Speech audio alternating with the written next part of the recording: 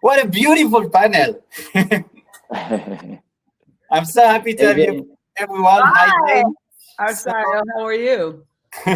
So can you tell me who we're speaking with? I would love to say hello.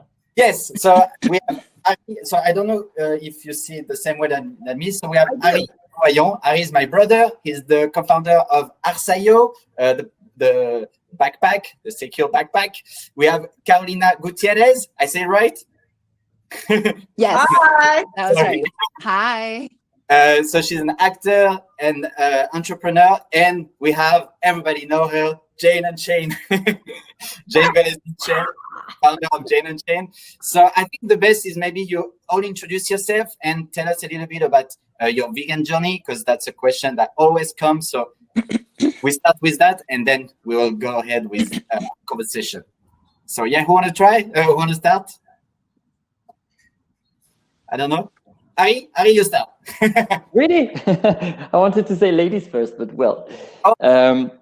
Okay, so I'm Ari. I'm Jonathan's brother, and we are running a family business that is Arsayo, a very unique city backpack.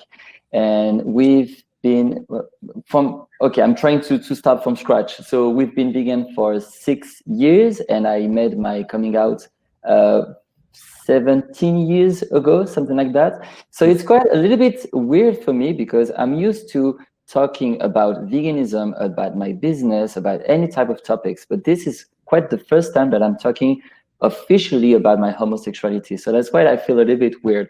But yes, so we do a lot for the animal rights, as you might know, with my brother, and I do a lot as well for homosexuality. I mean, for the gay community as well. I'm very into it because I'm really active in the animal rights and a little bit in the gay rights as well, because I participate to some actions as well in Paris. Yes, I'm from Paris, by the way. Yeah. Magnifique. Very magnifique. Karolina, it's your turn. Okay, I'll go. Hi, everyone. My name is Karolina Gutierrez. Can you guys hear me okay? Yeah. Yes. Okay. My name is Karolina Gutierrez. I'm from Colombia. I've been in the United States for about 20 years. I have been vegan for almost 7 years now. And I've been, over the years, trying to implement veganism in every part of my life. So it started with food, as many of us, and then it's trickled down into fashion, makeup, accessories, just everything. I always try to think of veganism as something that I wanted to be present in my life every day. And so that's something that I've been focusing on a lot. I'm also a very proud transgender woman. So thank you. I've used my platform online and social media as an actress and as a content creator to be a very active advocate of the trans movement and the trans community as a whole. So I've been also trying to bring those two worlds together, veganism and being transgender, because I believe that it all kind of it comes together very beautifully, because it's about working from the inside out. And I believe that that's what I did with my transition. You know, I always felt I was a woman in the inside. And so I needed to make sure everyone could see that. And I feel like with veganism, it's like that. When you are vegan, you're working from the inside, and then everything kind of just reflects on the outside as well. So that's it. Perfect. Wonderful. Well, as you can tell, I'm a lipstick lesbian. In fact, a little too much lipstick on this lesbian. So I'm gonna. I love it. Want it down a little bit. Push. What was that great song in Book of Mormon? Push it down. I'm going to push down the lipstick a little bit. Yeah. So I've been vegan. Well, I actually wrote a book about some of my main transformations. It's called I Want: My Journey from Addiction Overconsumption to a Simpler, Honest Life. Basically, everything started to change for me when I got sober 25 years ago, April 25 years ago. So I'm 25 and change sober. And it was only after I got sober that I began to have clarity in the rest of my life and start looking at my behavior and seeing, did it align with my values? And also it was at the same time that I started to ask myself who I really am, because as long as I had alcohol, and this is not a mimosa, this is sparkling water and orange juice, just FYI. As long as I had a drink, I could push down my my lack of heterosexuality, my homosexuality, my gayness. But once I got sober, I really found that it was impossible to lie to myself. So getting sober and coming out were very much connected. And at the same time, I also began to look at my values and say, I love animals. And I was kind of a half-assed vegetarian. And it was around the same time, a little bit after I got sober, that I went vegan. So I think it's all about personal growth and trying to be comfortable with ourselves and feel good in our own skin. And I know that for me, coming out as gay is really more about, identity, about just feeling like this is who I am as a person. I think people have a tendency to confuse, coming out as something to do with sex. It really is about personal identity and feeling comfortable in one's own skin. Yeah. And I also wanted to feel comfortable in my own skin as a person who loved animals. Therefore, why was I in any way, shape, or form contributing to their suffering? So I went vegan about 23, 24 years ago. So it all happened sort of around the same time. And then I came out 15 years ago. I was between jobs and I was filling in at a local radio station here, KBC Radio. And we were talking about Senator Larry Craig. I don't know if you remember him, but he was the infamous toe-tapping senator who was caught in a men's bathroom at the Minneapolis-St. Paul airport and arrested. The implication was he was seeking to hook up with another man. And he was denying that. It was a big scandal at the time. And we were on radio. You don't talk about things for 30 seconds. You talk about them for like 2 hours. It's like, woo. Mm-hmm. So at one point during a commercial break, I turned to my co-host who was gay out. And I said, I really feel like a hypocrite. I live with a woman and I'm basically passing judgment on somebody, but I'm not being honest. And I said, I think I have to come out. And he said, whatever, if you want to. He was like, whatever. So I called my girlfriend at the time. I said, turn on the radio. I'm going to come out. And I did. And you know what the big shocker was? Nobody really cared. I mean, it was off for a couple of days. And it was almost disappointing. And then my last boyfriend, who I did have boyfriends. I'm not a gold star at all. And he said, it's worse than that, Jane. Nobody's thinking about you at all. Which to me is like, the whole thing was just like, just be who you are. And nobody's thinking about you. They're thinking about themselves. I mean, and if they are thinking about you and they're so worried about your sexuality, chances are they're trying to tamp down their own homosexual feelings or their own discomfort because of whatever they're feeling that they don't want to confront. So that's my story. Beautiful. Sure. I a little bit in the beginning, but I could understand everything, so that's good. And so how it works here, what we try to do is create conversation. So I like to not really preparing anything. I like to leave a lot of space to improvisation. And of course, we have a main theme, which is LGBT vegan. And my goal here is to show the importance of intersectionality in all the movement. And I think we should start maybe by having your perspective on how veganism is in the LGBT movement, how it is accepted, or if someone wants to start. Well, I'll start. I feel that there's a lot of commonalities and intersections, and some people see it. Many of the leaders of the animal rights movement are gay, and that's something that I think we should applaud, and so there's a lot of good commonality and intersectionality. there's also a lot of disconnect.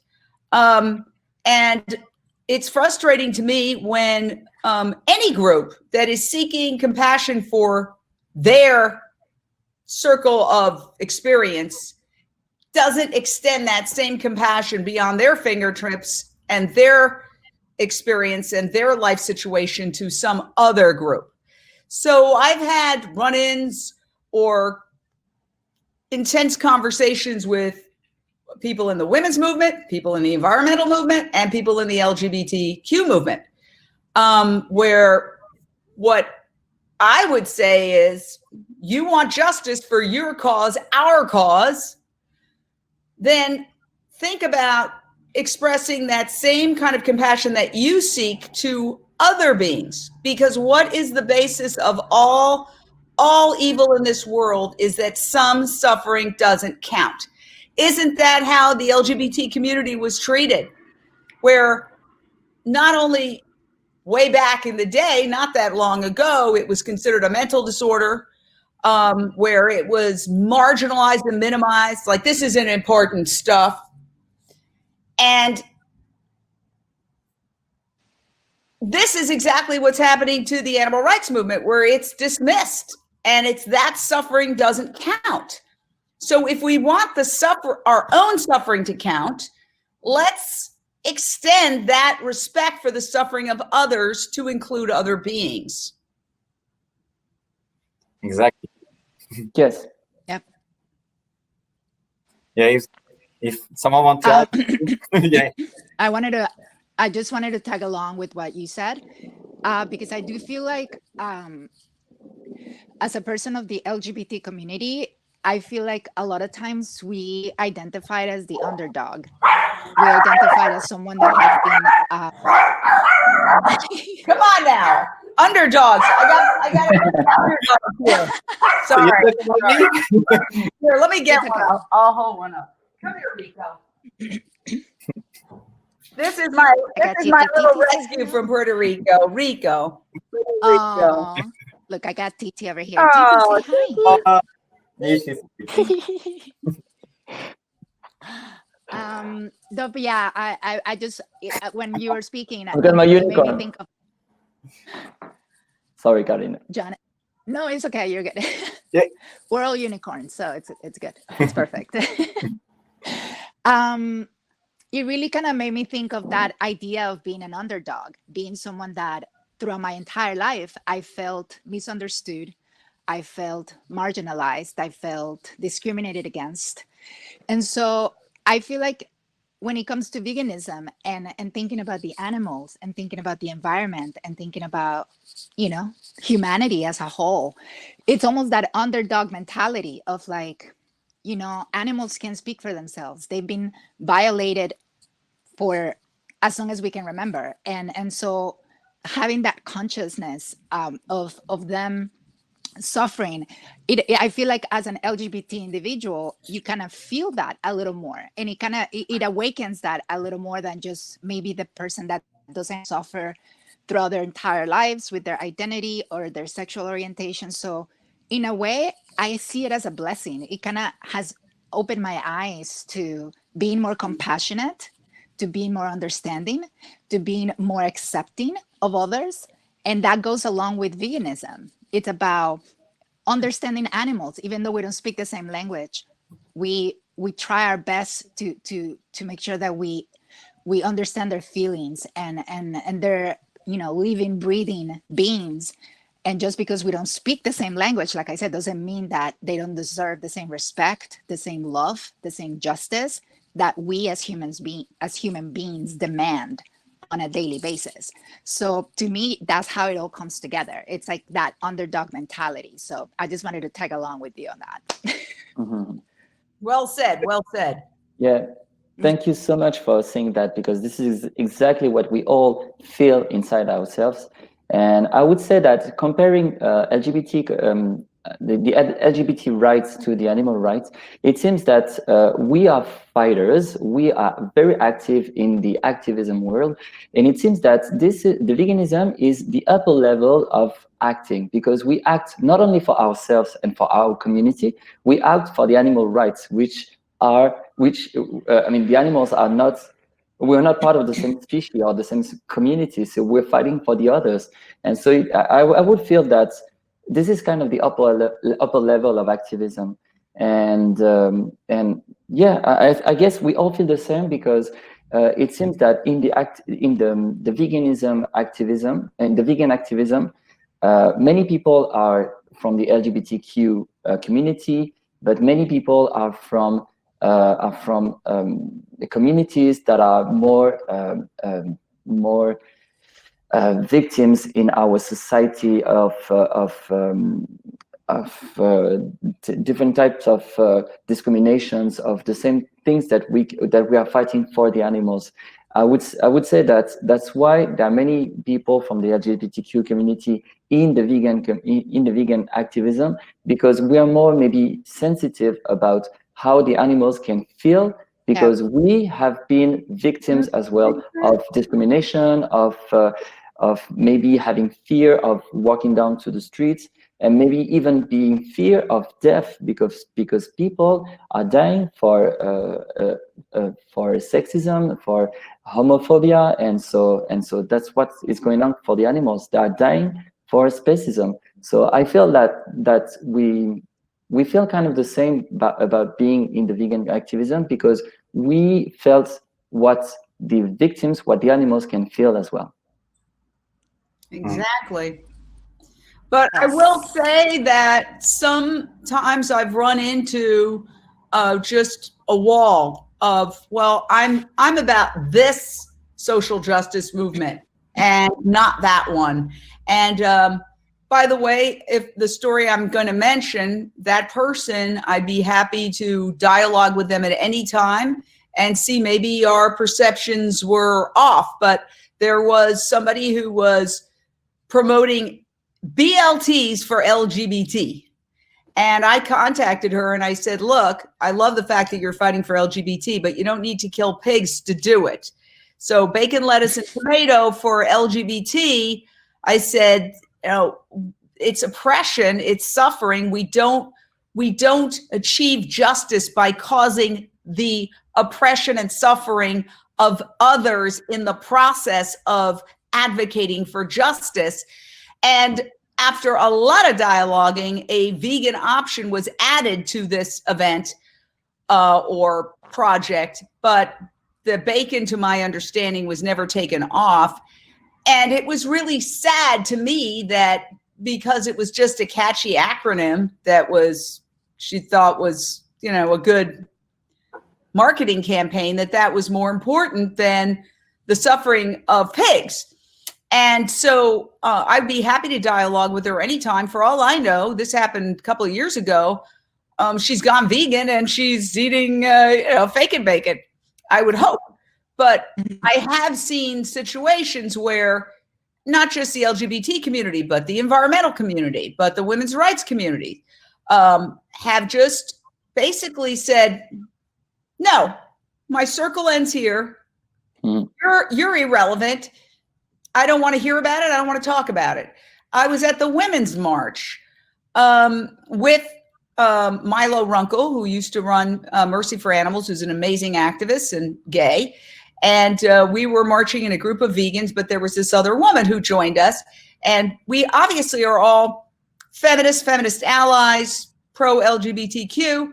And we met for dinner and she ordered a chicken. Everybody else at the table was vegan. And in the course of the conversation, I noticed that the chicken was not touched at all.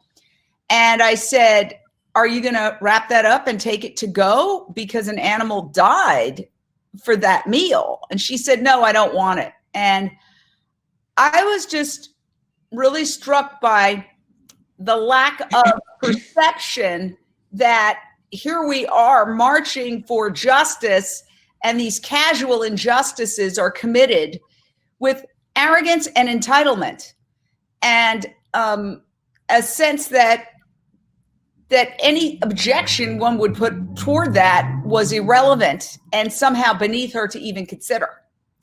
So I think that, God forbid, maybe there are times when I exhibit that same kind of blindness regarding other social justice issues. because there are so many things. My niece, my great niece, recently called me out not so long ago, and she said, you should stop buying all clothes. You should buy vintage. And I said to her, you're right. You're absolutely right. Now, I can't say that I've never bought anything since that time. I don't think they have vintage, what do you call those, spandex walking shorts with pockets for your cell phone. However, I have transitioned to going to vintage stores to get some clothes. And actually, what I found was that some of the best designed clothes are put in vintage stores, because very high-end people often just take a bunch of clothes from one season and they put it and they say, I'm discarding it, I'm giving it to this. I've gotten some of the most amazing clothes. So I'm embracing that. I guess what I'm trying to say is I'm sure that I exhibit hypocrisy and entitlement and blindness in some sphere of my life. And when I do, I want people to point it out, please. Yeah, actually, I see now Suzanne, she's like, yeah, because she's a big fan of vintage clothes, and she always finds amazing, beautiful dress for less than $5, and she's always happy and proud about it. So yeah, it's totally true. Well, since we're speaking of fashion right now, I just wanted to give a little shout out to LA Relaxed. Oh, They were yeah. part of F.A.K.E pop-up event almost a year ago, which was the first time we met. Yeah. And I remember that I found you guys online on Instagram, and then you told me about the event, so I went and I purchased this exact top from them, and it's one of my favorites. And I just wanted to just say that because I love their stuff. And it was almost a year ago. I can't believe it's been almost a year since we've been working together and collaborating, and it's just really cool that this other side of my life as a vegan, it's becoming more present, because like I said, it was all about the food at first, and then I started transitioning into more of like the fashion, the makeup. Like I literally turned down a Maybelline campaign for Pride because I refuse to work with a company that is not cruelty free and vegan. Sorry, and they offered me a lot of money, and I was like, I'm not doing it. I'm sorry. I can't. You guys have to just, hopefully. And I talked to the marketing department, and they understood, and they were like, absolutely. And if in the future we have other businesses that are aligned with your values, then we would definitely love to work with you. And it was a little sad to see that one of my friends, well, it's somebody that I know in the community, in the trans community, took that campaign on, even though she likes to talk about being vegan and all these things, but yet she still took the campaign. And I've seen her commercials out and stuff. So it's like, okay, so it's a step forward, but we still need to work a little more. And that's something that I've been trying to talk a lot about on my social media. It's like, let's be aware that it's not just about the food. It's about what products we choose every time we go to the store, cleaning products, makeup, just anything as basic as that. It can affect an entire community and animals in general and the environment. So just being aware of that has been amazing for me to be more conscious of. And I like what you said about being held accountable. I love when people call me out, because I have done things in the past that I regret, and I'm sure that I will continue to do so. But I think accountability is extremely important, and being able to put your pride and your ego aside and say, yes, I made a mistake and I want to do better, and I want to learn, and I want to be open to new experiences and doing better in general. So yeah, I totally agree with everything you said. Actually, I had a question that I wanted to ask you all. It's how can we help? How can we spread the word? And I just want to tell this little story to show the impact that people can have just with one post, and to show how this is the future. The fun is that actually we met, like you say, a year ago, and it's by seeing all your posts, because you always talk about trans and veganism, and by always seeing those two posts, I was like, wait, why I don't take those two and create a conversation about it. So it's I love it. So yeah, it's perfect. Thank you. Of a post what the impact can have. And so yeah, if you have any idea on how we can do more, if we want to do more to support more, how can we do it? I have tons of ideas. I have tons of ideas. So we need to have another meeting where we can talk about exactly.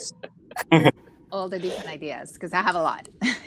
I guess we're all activists in our spirits. So it seems that we do a lot for the animal rights in a day-to-day world, but as well in our own community. For example, in LGBTQ community, we can do exactly the same that what we do for the animal rights, but inside the community. For example, when we go to an action for the LGBTQ rights, we can advocate for the animals as well. We can have a sign, we can virtual cyber action as well. So we can put comments or make a post, as you said. So we can do many different type of actions inside our own communities. And by the way, I had that conversation with other activist friends. That could be good as well to act, to be advocate for the animals in any community where you are. For example, in a religion community, if you're Jewish, you can advocate for the animals in the Jewish community. You can do the same for any other communities. Like, for example, I'm French, and I'm in France, but if I were in LA with the French community inside LA, so I can advocate, I can speak up for the animals as well. So anyone can do all this type of actions in his own or her own community. I would like to say that it's very important. You're absolutely right. I agree with you. Are you in Paris right now? Yes, I'm in Paris in the Arsayo boutique. So romantic. But I would like to say that it's very important when we are advocating for other causes beyond animal rights to make a point of bringing a sign that shows that we're vegan, because how else would they know other than we're better looking, smarter, and can march longer? Exactly. I love that. I would say hold a sign that says you're like LGBT, vegans for LGBTQ, vegans for the environment, vegans for French, vegans for plants, vegans for, whatever you're marching for, vegans for women's rights. I think it's really important for us to have that sign out there. And this is agree. exactly I think intersectionality. Sorry. Yes, I know. I love that. I think maybe having more clothing options, things that maybe companies want to, instead of just like, for example, if they said vegan right here, I would wear it every day just because I want people to know that I'm vegan. Like, I love every time I have any kind of clothing with me that shows that I'm vegan. I feel the proudest. I want to walk around everywhere. I want people to look at me, and I want them to ask me questions, and I want them to know, like, yes, I am standing for this. Like, I'm very proud of being vegan, and I can sit with you and talk for a whole hour if you want about it. And I think that's because you probably look really gorgeous all the time.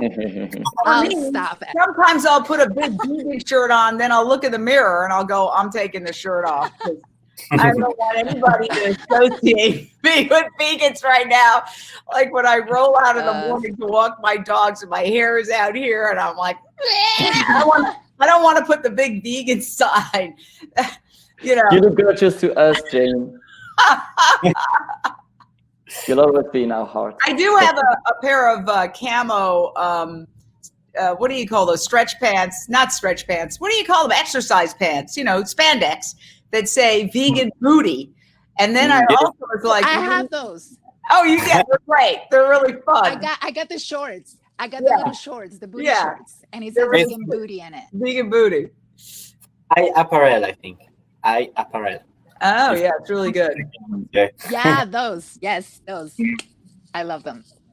And so I think for the end, the best will be to talk about intersectionality. Leggings. Somebody said leggings. Yes, it's leggings. Legging, yeah.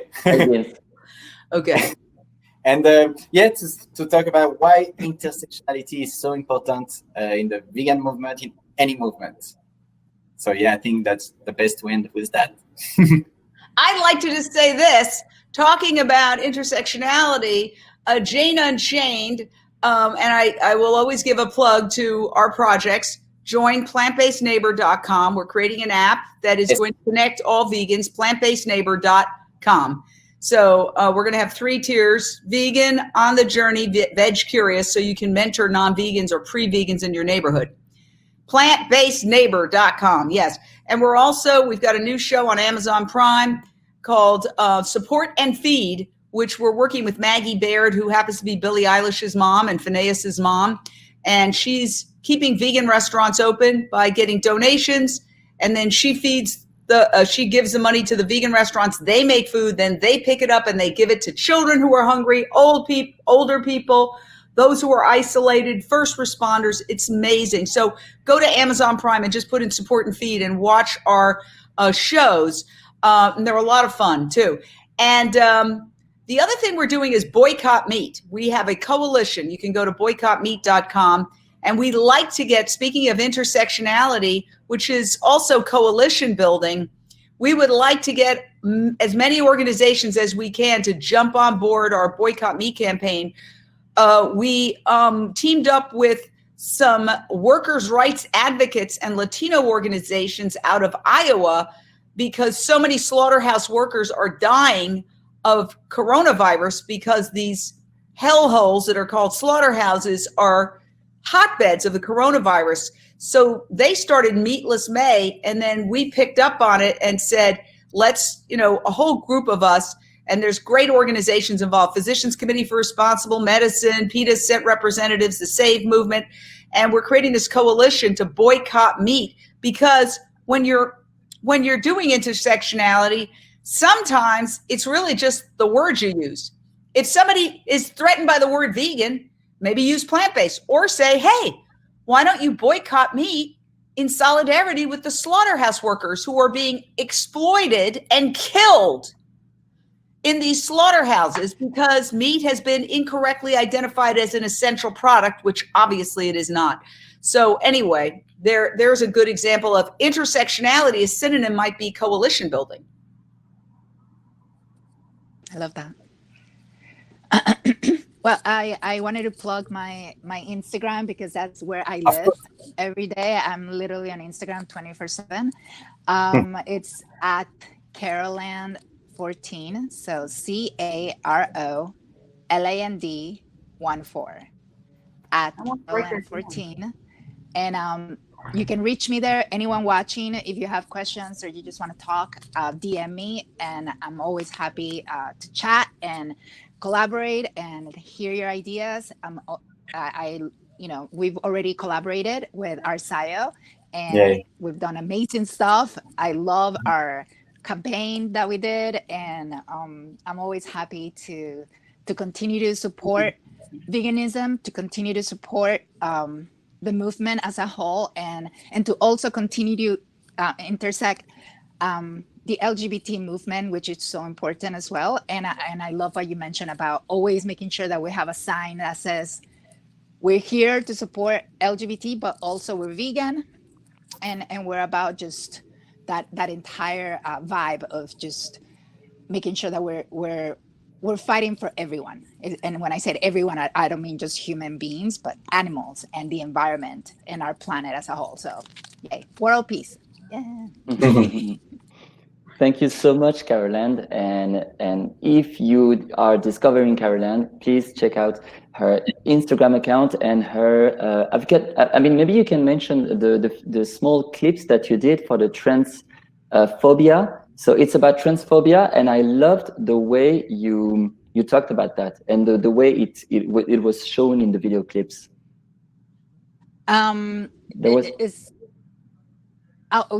Yes. I mean, I've done several posts. I mean, you can go down my feed, but I've been trying to make sure that I've been focusing a lot on just opening people's eyes that trans women, trans people in general, we're human beings. That's it. We're just trying to live our lives.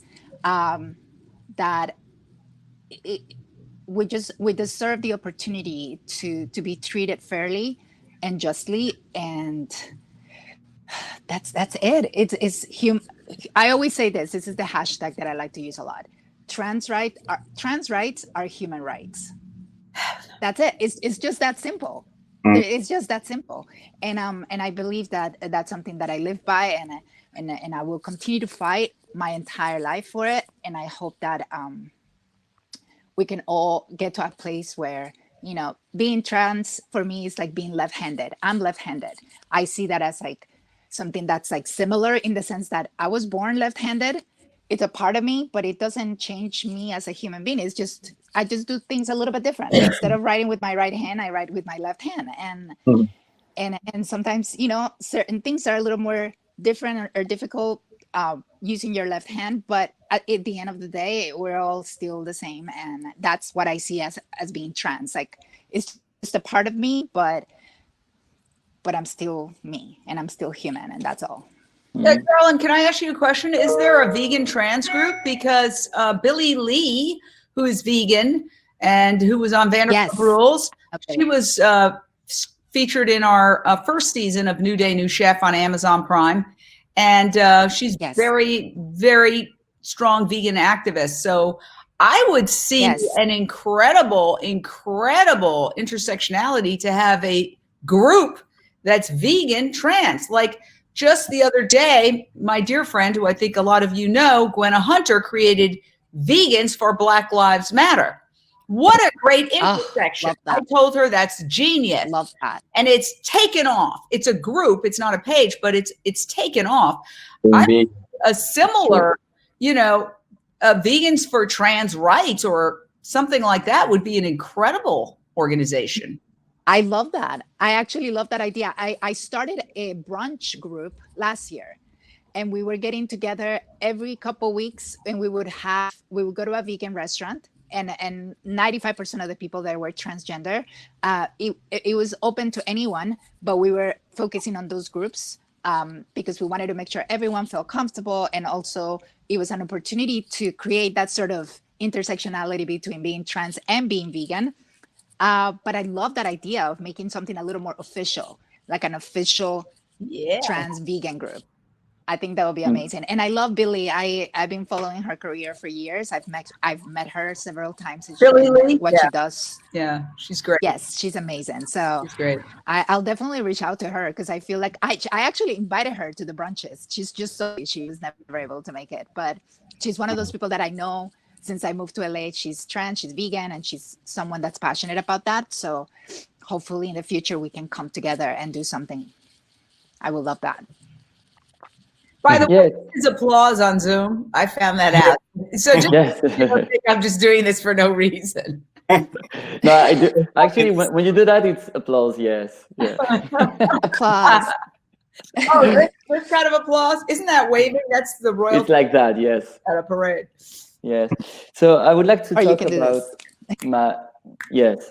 I would like to talk about my personal feelings about intersectionality, because I really feel that intersectionality is not what is good to have in our activism, but I think that is what we have to have, because intersectionality is really the future of activism. Long time ago, I think it was 20 years ago, when I did my coming out as gay, it was quite tough within the society, with my parents, with my family, with my friends, with everyone. And it's been 20 years ago. It was 20 years ago. And after 1 or 2 years, it was okay, because we had many conversations and it was still okay. But about veganism, I decided, I went vegan 6 years ago, and still 6 years ago, it's still super tough with the society, with my family, with my friends. And so maybe this is because it's a personal choice. Than being gay, maybe it's not a personal choice, but still, when we think about that, we think that still is a fight for love and compassion. We don't talk about a love for me as a person, as gay, but we talk about love for all beings, all species, for all animals. And so intersectionality is really what we need in the whole activism world.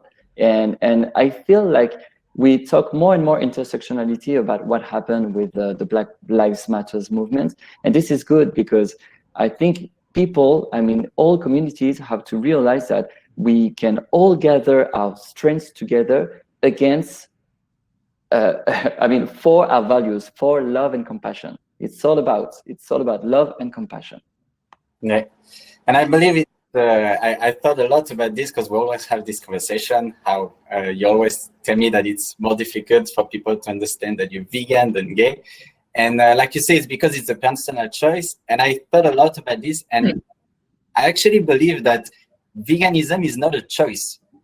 Veganism, it's a lie that we have in the system, propaganda that make us believe that it's a choice, but it's not. Because if you have the choice between killing an apple and eating it, or eat an apple, you will take the apple right away. It's something that is in our nature. So I think when people will finally understand that veganism is not a choice because it's our nature, maybe they will understand that all is connected, and that intersectionality is super important. Yeah. Yeah, and I wanted to say a couple of things about that. We need to express intersectionality in specific ways. For example, let's use the example of environmental groups. Environmental groups should not be serving meat or dairy at their galas or their events.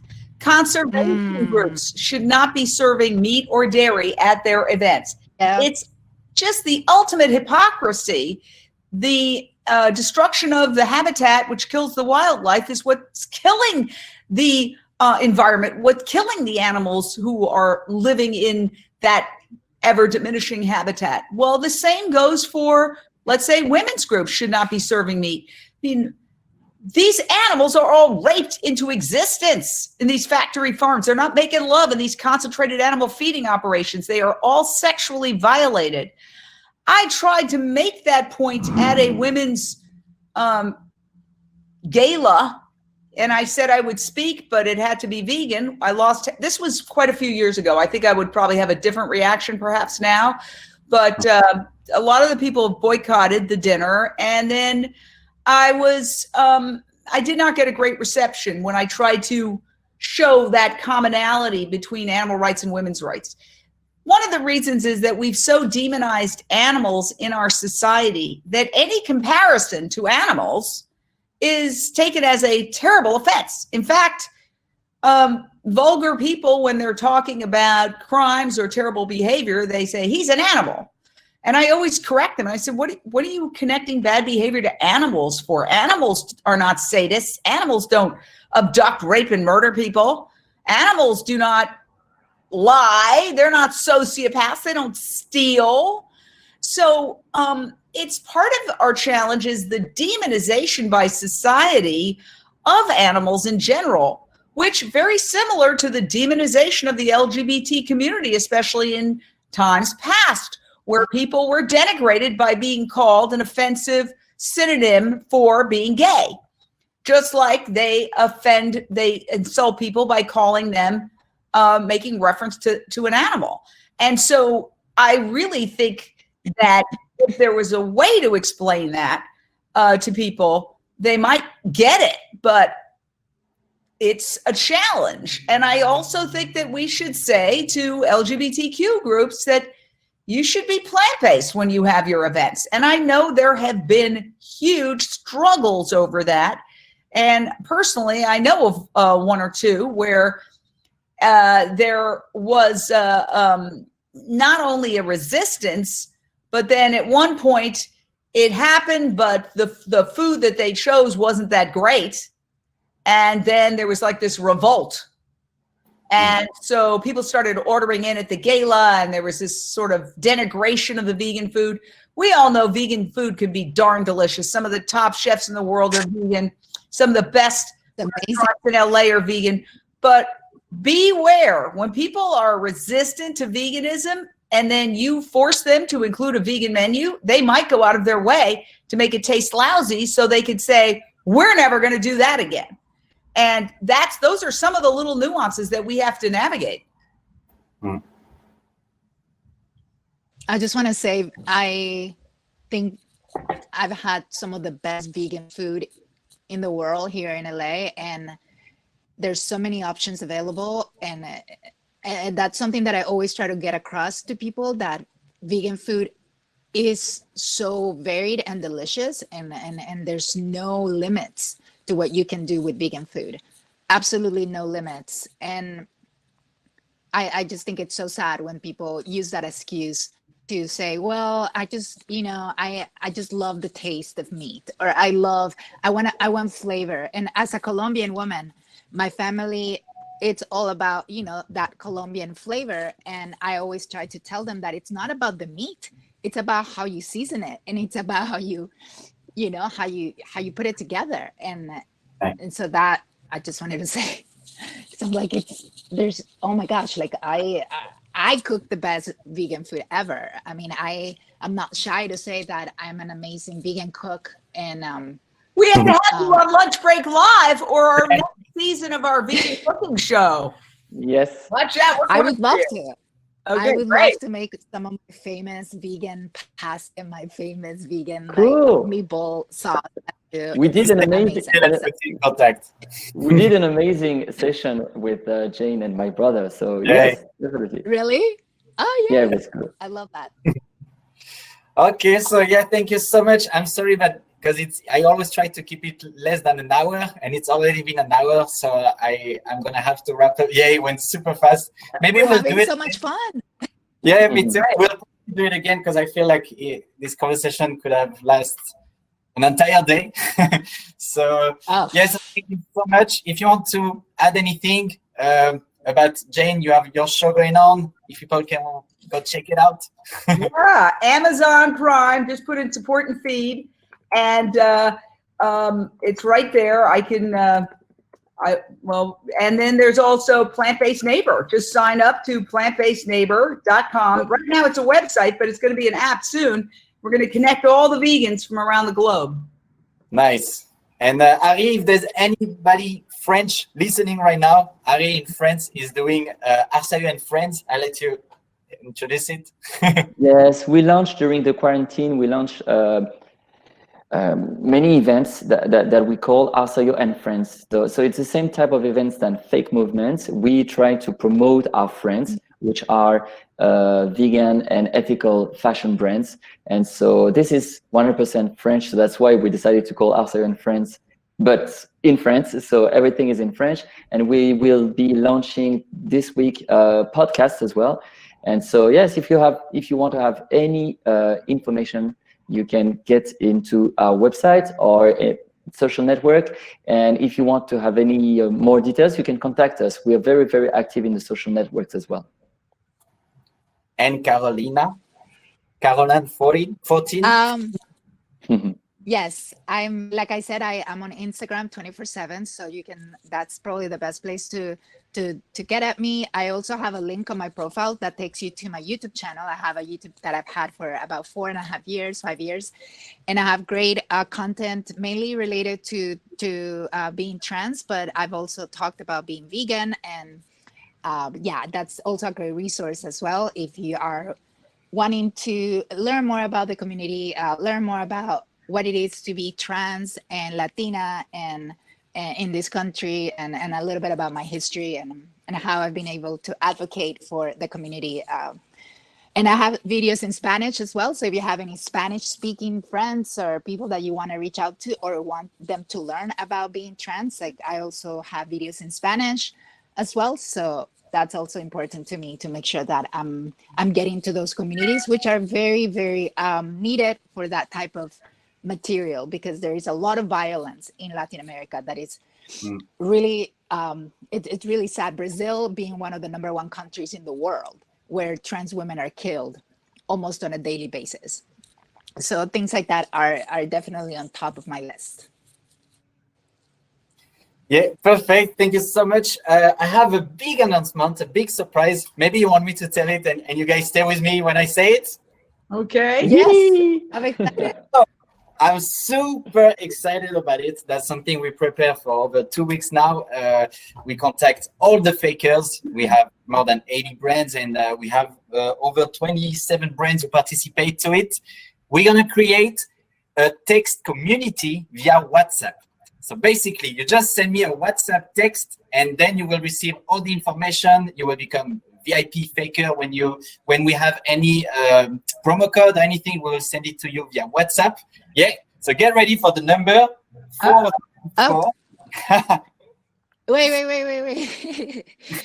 Okay. So you just need to send me a text. You can say hello. You can say your name. You can say where you're from. What's the number? So 424 424 488 4473 424 488 4473. And so when you're gonna send me a text, I will reply with an amazing gift, the best gift ever. We're gonna give you more than $700 that you can spend with more than 27 brands. Yeah. What? It's a text on That's WhatsApp, crazy. and you will be a part of our text community. And every time we have a live event, we send you a text telling you, okay, we go live right now if you want to join. When we have a promo code, we send you a promo code, and our goal. Oh, you received it? Yes. Okay, so But send you a link. Wait. For international people like me in Paris, it's +1 before. Yes, +1. Do we just Read the number one more time. Yeah, you create the number on you add it to your contacts. I know, but my phone is somewhere. I don't know where it is. But just read it one more time. Oh, you can put it in the chat. 488 4473. I got it. So you and just so create we just send a exactly. Oh, thank you. Perfect. It's here. So you just create a contact. If you are international, you put the +1 in front. You create a contact like F.A.K.E movement contact. Then on WhatsApp, you send me a message, and I personally will reply and send you. Oh yeah, he put it in the comment, and I will personally send you more than $700 that you can spend with all the fakers, 100% vegan and ethical fashion. Already wow. established. Let me see. So yeah, I will put it Does on. it have Instagram. does it have to be through WhatsApp? Yes. Yeah, I Okay, wanted through to text community, but since we have people from all over the world, we have from OSC, from Mexico, Luxembourg, Paris, Canada, like all over the world. So I decided to do it through WhatsApp. So yeah, just text me. And just say like, do I just say hello? Like, hi, this is Karolina. Just hi, you can say who you are. If you have any question, I will personally reply, and I will send you. Okay. Yeah, I start receiving a lot actually. I think And I will. think I did it. Did I do it right? Because I think it shows your little symbol here. Yes, exactly. Yeah. Okay. Yay. Okay. And so right away after, I will reply to everyone, and I will send you your gift. So yeah. That's crazy. Thank you. Wow. I have a question. That's How do I insane. get organization register? Oh, someone is asking. Oh, How do I get? What is it? Yeah, I already answered. I said on Plant-Based Neighbor, you can join as an individual and also join as an organization and also join as a business. And so we continue to update it. We're hoping to get a vegonomy where, let's say, if there's not a pandemic, whenever that ends, we could have vegan block parties organized, vegan cookouts, vegan ride share to vegan veg fests. If you need a masseuse, you can get a vegan masseuse, a vegan hair cutter, a vegan candy man. So we're trying to keep the vegonomy going. But what you're doing with the vegonomy is amazing, Jonathan. Thank you. Yes. So yeah, let's see. Hopefully this will help, because with this group that we will send you on WhatsApp, you will be able to contribute to make the vegan and ethical movement growing more and more. So yeah. I see I receive a lot of message now, and it start to be difficult to focus on everything. So yeah, I will add all the information on Instagram and send it also to the newsletter. So yeah, thank you so much. I really enjoyed this conversation. Thank you. And yeah, hopefully we'll do it again. Woo! Okay. So nice to meet Love you, to everyone. Love. It's great to meet you too, Karolina. Nice to meet you, Jane. It was amazing meeting you. I'll Thank you. reach out. Please.